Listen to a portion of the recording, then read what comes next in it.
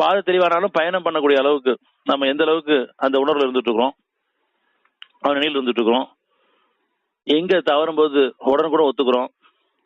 இப்பயும் சரி நம்முடைய அந்த குணக்கேடுகள் நம்மகிட்ட இருக்கும்போது அது எந்த அளவுக்கு உணர்ந்து வேண்டாம்னு விரும்பிட்டு இருக்கோம்.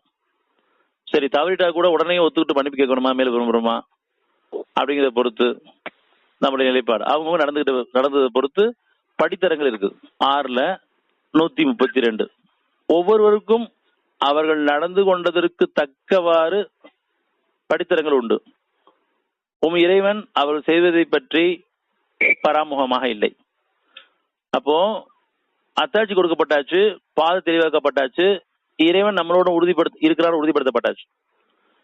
இப்ப யார் எந்த அளவுக்கு அது உணர்ந்து இறைவனுக்கு அஞ்சி அவனை நம்பிக்கையை கேட்டுட்டு தவறும் போதெல்லாம் மன்னிப்பு கேட்டுட்டு தூய்மையை கேட்டுக்கிறாங்களோ, அது மட்டும் இல்லாம தனக்கு கொடுத்ததுல இருந்து அவனுடைய பாதையில இயன்ற மட்டும் நேரங்களையும் குணங்களையும் அவன் கொடுத்த பொருள்களையும் செலவு பண்ணிருக்காங்களோ அந்த அளவுக்கு படித்தவங்க எழுதப்பட்டிருப்பாங்க.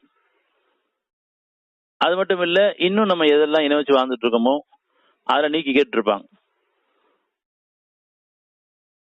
நாளைக்கு இவங்க நமக்கு உதவுவாங்க, அது பிள்ளைங்களா இருக்கலாம், அது குடும்பமா இருக்கலாம், அல்ல மற்றவங்களா இருக்கலாம். பொருளடிப்பில் எப்ப நம்ம உருவமா வச்சிருக்கிறோமோ அது பொருளா கூட இருக்கலாம். அதெல்லாம் இணைவைப்பு நீக்கி கேட்டுருப்பாங்க. இனிமே இணைவைப்பு கூடாது அப்படி நம்ம நீக்கி கேட்கலன்னு சொன்னா அவன் நீக்கவும் செய்வான்.